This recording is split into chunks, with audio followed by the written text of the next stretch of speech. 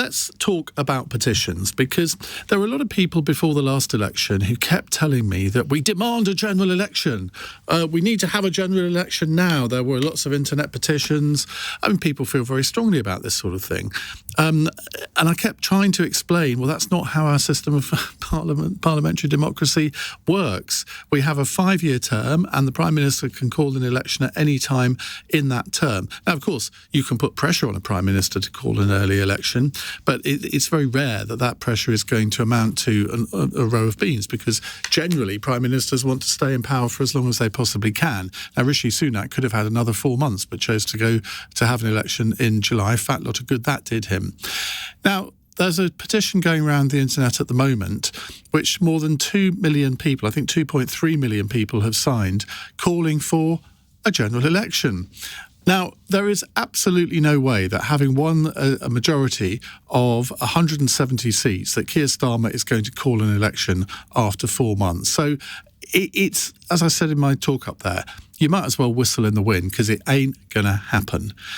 And in fact, I would say nor should it, even though I disagree with virtually everything this government has done so far. But even I can see that you can't have a general election 4 months after Labour have won a massive landslide, albeit on a relatively small percentage share of the vote. So why are people calling for this? For a new general election? Well, it is because Keir Starmer has achieved something which I could never have thought possible. After 4 months, his government and he personally is as unpopular as the last Conservative government was and the last Conservative Prime Minister was. I did think it was funny on This Morning. I was watching it. Keir Starmer did an interview, and Andy Peters put a question to him and say, "But you're even more unpopular than Nigel Farage." As if that should be a surprise. I mean, it was a slightly strange question, I thought, but there we go. So my question is, have you signed this petition? First you've heard of it, will you sign it? What level would it have to get to before Keir Starmer might think, oh dear, I'm in a bit of trouble here, I think I'd better call an election? Because remember, he got 9.7 million votes at the last election. That's more than 3 times the number of people who've signed this petition.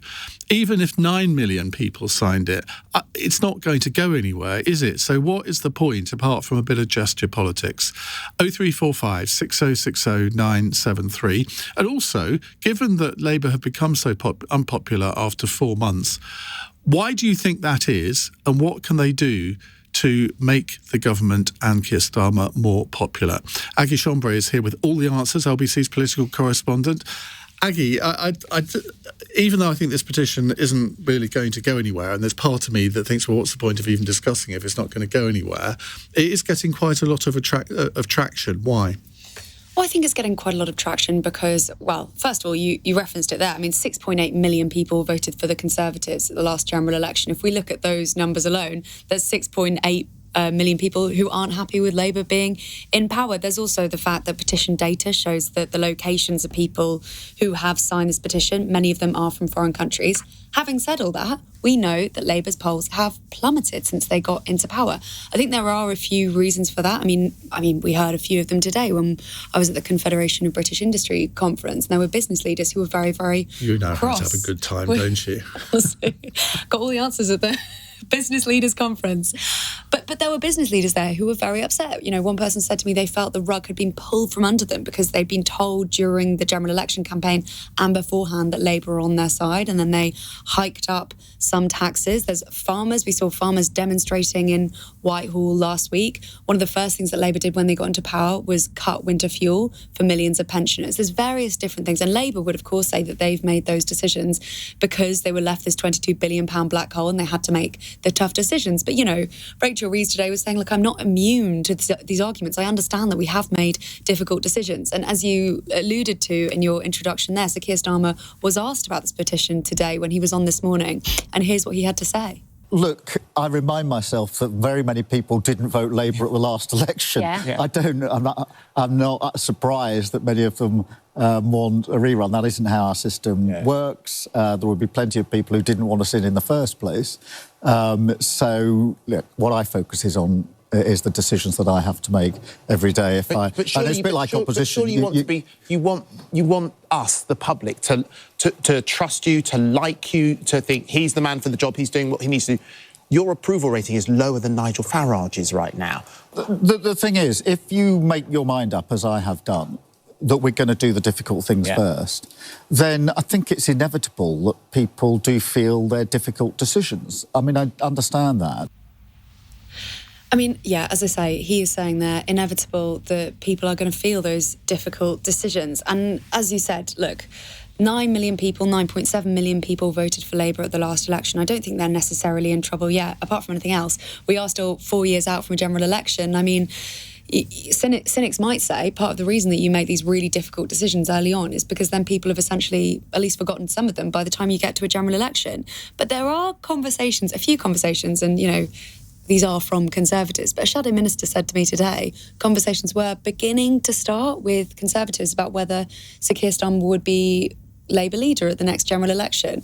And just there are those kind of rumblings. I do think there's a question about whether we've all become, including MPs in the House of Commons, a little too short-termist. And as soon as things start to go wrong, people think, oh, well, hang on, maybe we should change our leader. But it is interesting, if you look at the poll ratings, if you look at those conversations, and you can kind of understand how this petition has got so much traction so quickly. Is it true that Elon Musk started this petition? It is not true that Elon Musk started this petition, but he has responded to it saying, wow, the people of Britain have had enough of a tyrannical police state. So he is still slightly stirring the pot from over in the US. Donald Trump aide Elon Musk, of course. Yes, indeed. Aggie, thank you. That's Aggie Chambre, LBC's political correspondent. Richard Tice joins me, Deputy Leader of Reform UK and MP for Boston and Skegness, who asked his social media followers to help make this the biggest petition ever in the UK. Richard, very good evening. You are whistling in the wind. You do know that, don't you? Why not? I mean, you've got to be ambitious in any walk of life here, you included. And so this is, so far, it is without question the fastest growing petition that I'm aware of, unless some of your brilliant listeners can correct me. And I think what it is a sign of the rapid collapse in confidence in this government. And it's about creating pressure on the governing party. And in a sense, that is actually how our politics works, isn't it? In that the opposition or opposition parties and people are not happy, try to put pressure on the government to say, look, yes, this isn't going very well. People are not very happy. Your ratings are plummeting. You need to think again on certain things. And of course, if we don't say we're unhappy, then the government assumes we're all happy and they just carry on in the disastrous route that they're taking us. So the other thing that this does, Ian, is it triggers a debate because it's gone over 100,000 votes. It should trigger a debate in either the chamber itself or in Westminster Hall. And that's a sort of like would be a mini sort of just a confidence debate in how the government is doing. And if you, after this, what I call the blunder budget, I mean, they bang on about Liz Truss's minibus, budget. Well, this is the blunder budget. With everything that's going wrong, businesses are complaining. You've heard of just earlier, farmers, GPs, care providers, hospitality. Across the board, everybody is really struggling. And growth is down, debt is up, CPI is up. So people are not very happy at all. No, and I get that. I'm not happy very at all on all sorts of things. The latest thing being the inheritance tax on farmers. But I mean that is. I mean they seem to have done a brilliant job in alienating all sorts of groups: pensioners, students, now farmers, and I could probably cite some more if I had my wits about me. But you do. I mean, this is not going to result in a general election, is it? Of course, we know that, Ian. But it is all part of. It's just different ways to create pressure, to create a sense of recognition amongst the governing party that maybe this is not going very well. Maybe they've made some mistakes and maybe they do actually need to listen. And that's how a democracy works. And so I think also it gives a sense of, people like to feel involved. People want to feel we can do something. And this is all part of it. And I think it's a great thing. You see, you are sounding like a complete Remainer, Richard, because when you and I first started talking about politics many, many, many years ago, it must have been during the Brexit debates. And Iain, no one's ever called me a Remainer. This is bad. No. What's going on? Let me explain. Because there was a petition then calling for a second Brexit referendum, which I was obviously vehemently against, as were you. But it got 6,103,056 signatures. Now that's treble what this has got. So surely, by that logic, you should have wanted a second referendum.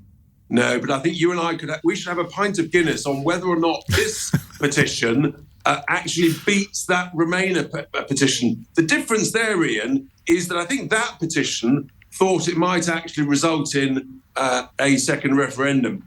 We know this is not going to result in an immediate general election, but it's all part of pressure, and that's the purpose of it. Let's see where it gets to. But look, I think it is, as I say, the key thing is that the government listens to the fact that there are lots of different groups who are very, very unhappy with some of the big decisions they've made that I think are taking this country economically into a much worse place.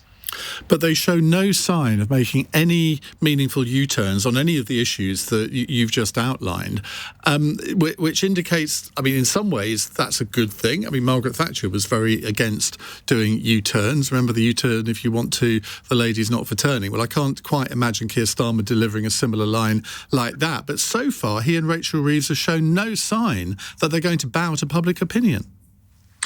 They haven't, but the data is starting to look very bad indeed. I mean, growth is flatlining, not what was forecast by the OBR.